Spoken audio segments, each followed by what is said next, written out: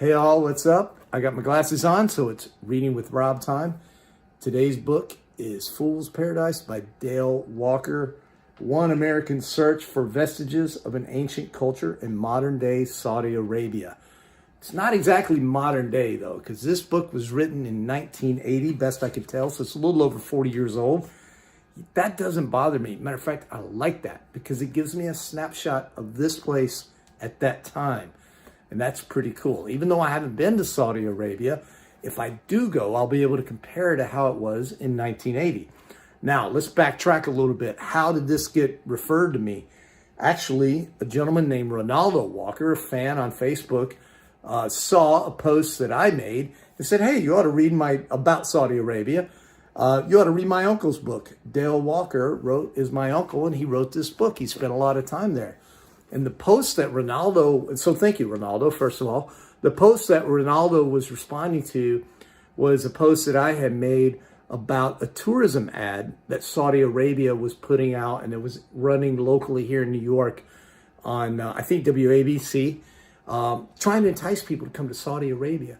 And it was produced by a well-known ad agency, Saatchi & Saatchi, not an agency not uncomfortable with controversy. They've had plenty throughout their career. But what I thought was just so unusual about this whole thing is that Saudi Arabia is, first of all, there was 9/11. Many of the hijackers came from there, but that was, some time ago. So, let's say we get over that. But in 2018, Saudi Arabia killed a U.S.-based journalist who was in Turkey at the time, Jamal Khashoggi. He was a refugee from Saudi Arabia, was exiled from there, and he had to return to the Saudi embassy to get some documents to marry his fiancée, who was waiting outside the embassy. So when he went in, he never came out. His fiancée was waiting for hours and hours. Can you imagine? He never came out. The Saudi embassy covered it up, said that he had left. In actuality, they killed him, dismembered him, flew his body out of the country in a well-practiced or well-planned execution, essentially.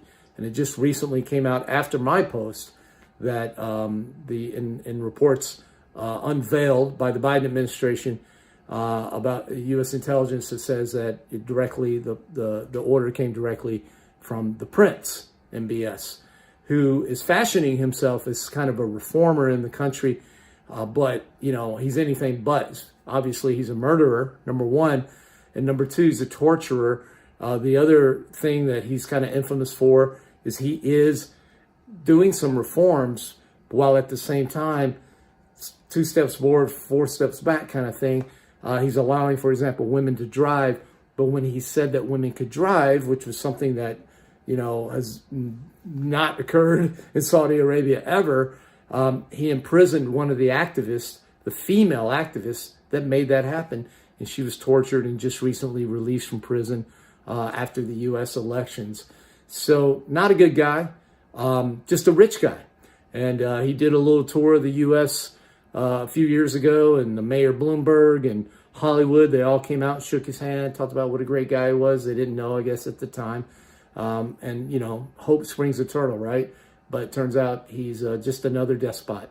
So I really took offense at the fact that Saudi Arabia would try to lure people to tourism there. First of all, you can't film there unless, it's just a heavy-handed police state, essentially. So I'm not really sure what they were doing. Since you have to be invited, from what I understand, to go, obviously it was just propaganda to try to get some good imagery out there to counter this negativity that they knew that Saudi Arabia was wrestling with, and maybe they knew this report was going to come out.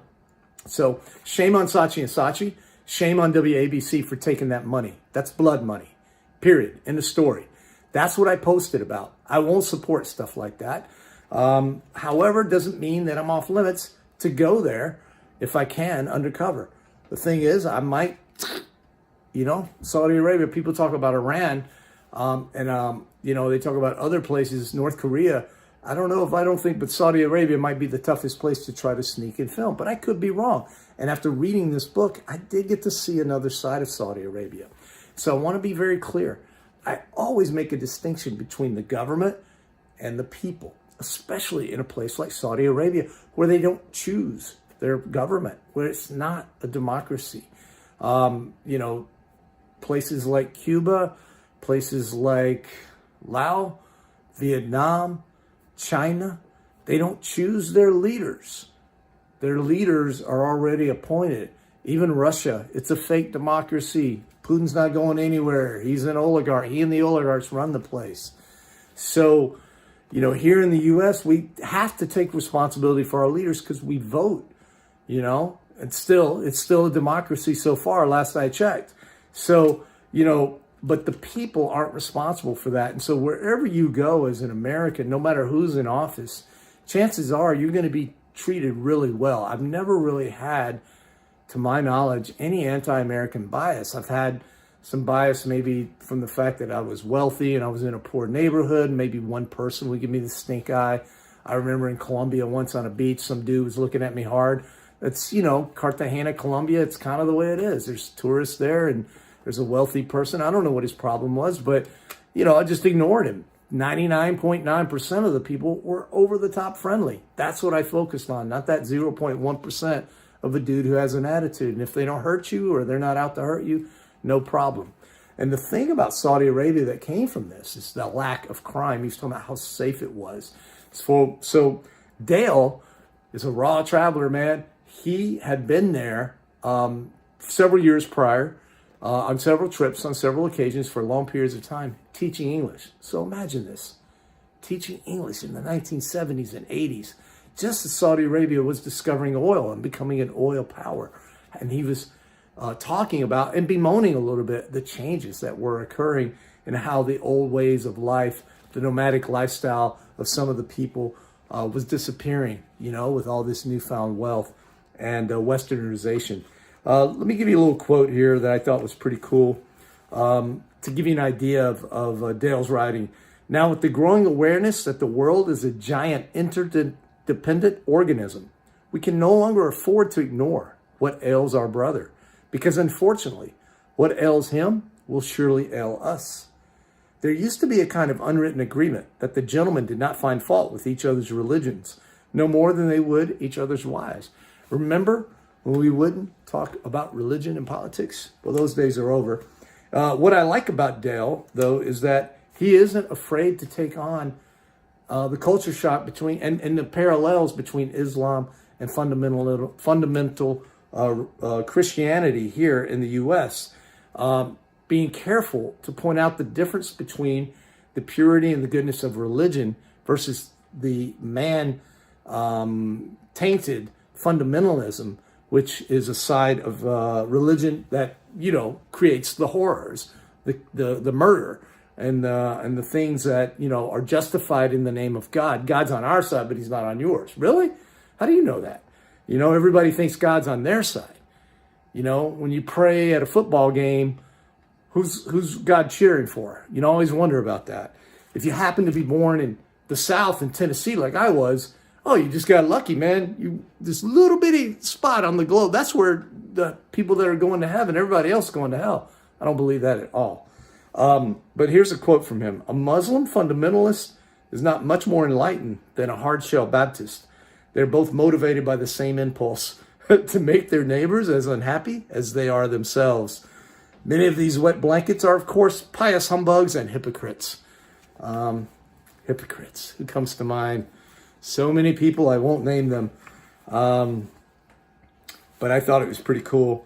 He talked about the fact that a Saudi Arabia passport was becoming, at that time, coveted, like an American passport.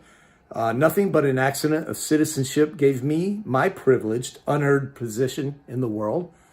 As Americans, we're privileged. We didn't earn it. Luck of geography. We talk about it all the time. And Abdullah, too, who was Saudi. What an irony of oil that a Saudi's passport is now coveted. Because of oil, a Saudi passport was now coveted. One of my favorite quotes, I knew that if mankind was a horse in a race, I wouldn't bet on it. So he was obviously having a tough day. I'm telling you, this guy, he took taxis, he hitchhiked, He hung out. He speaks Arabic really well. Obviously, if he was teaching English and spent a lot of time there, and so he was also going through some personal issues. I think a divorce with his wife and things like that. And you know, the premise of the book was that he was looking for an ancient culture, even older than Islam, before Islam came to Saudi Arabia or to Arabia in general, when the society was more matriarchal, where women were actually exalted. And I think even women had several husbands. Now, we've seen instances of that in French Polynesia, and there's other matriarchal societies. Obviously, Saudi Arabia is the opposite of that right now, you know. But yeah, that's kind of it. Let me see if there's anyone else, anything else I want to read out of here. I thought this was pretty cool. Violence depresses me. Violence aboard a plane scares me. That's you witness some violence. Violence depresses me as well. I get it. And then here's my favorite quote. Because self-assurance often comes from ignorance. The more you learn, the less certain about everything you are. The arrogance of ignorance. And I thought no truer statement. The people who seem to be most self-assured are the people who seem to know the least. And because the more you know, the more you realize you don't know. And that's what I've learned with my travels. The more I've traveled, the more I've looked back at my 25, 20-year-old, 18-year-old self, 30-year-old self and said, oh man, what an idiot. And hopefully when I'm 70, I'll look back on myself today and be like, oh, what an idiot I was. You always want to keep growing. That's the point of travel, right? It's just to keep growing and keep learning and keep changing. You don't want to be the same person you are today that you were last year. And then I'll leave you with this. One of the best cures for the anti-American blahs is a trip abroad to realize that the United States has no patent on making a mess of things. And amen, brother, I will say to that. Travel has made me more appreciative of where I live and where I'm from. The pandemic has made me less appreciative of where I live and where I'm from. There are times I'm like, am I living in the stupidest country in the world?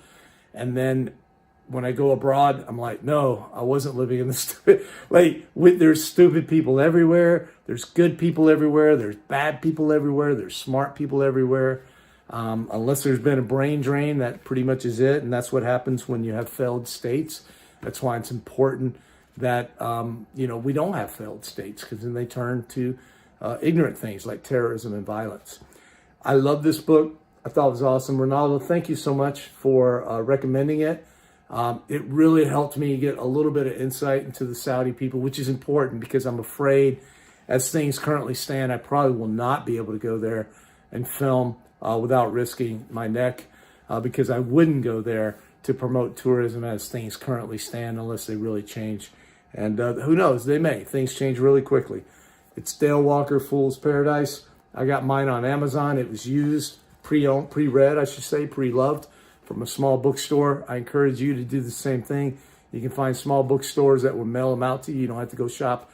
And they also sell through Amazon. And if you get pre-loved, you save a little money as well.